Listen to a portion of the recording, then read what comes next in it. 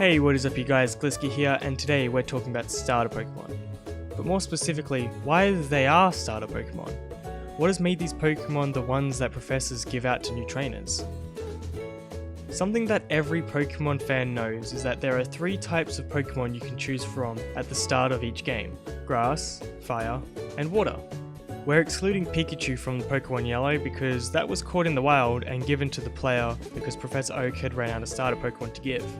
Now these 3 types give a perfect triangle of type effectiveness, with Grass being ×2 weak against Fire, Fire being ×2 weak against Water, and Water being ×2 weak against Grass, giving the starter Pokemon a rock paper scissors feeling. This is good because if 3 brand new Pokemon trainers pick their starter Pokemon at the same time, and each get a different type, it will level the playing field for each of them, making each of them strong against one of the other trainers, but also weak against the other.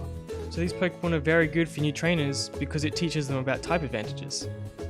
That's one reason why they're the starter Pokemon, but what led to them being given out? Now here's where the facts start to get interesting, and give us some evidence as to why they aren't found in the wild too.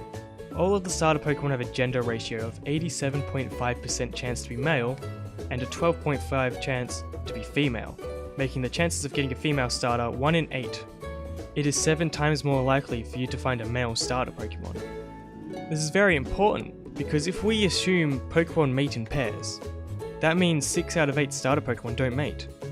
If each male and female pair has 1 offspring, then the species degradation would be 87.5%, meaning the population of each generation would reduce by 87.5% of the last generation.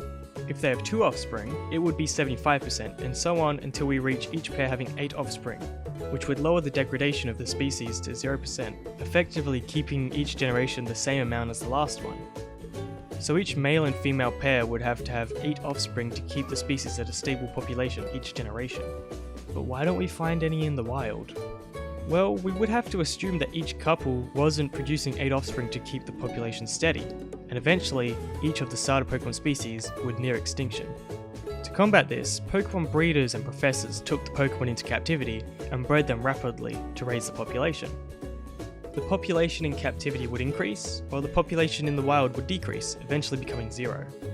Instead of releasing them back into captivity, they're given to Pokemon professors to give out to new trainers. But because of this, they have become an endangered species. So just like Dawn and Lucas says at the beginning of Pokemon Platinum to Professor Rowan, those Pokemon are hard to replace. Are you sure about giving them away? So there is still a limited amount of starter Pokemon for professors to give out, which explains why we had to have Pikachu in Pokemon Yellow. I hope you guys liked this video. If you did, don't forget to leave it a like, and also don't forget to subscribe. There will be end slate cards up in a second if you want to check out more of my videos, so yeah, thanks for watching and I'll see you in the next video. Goodbye!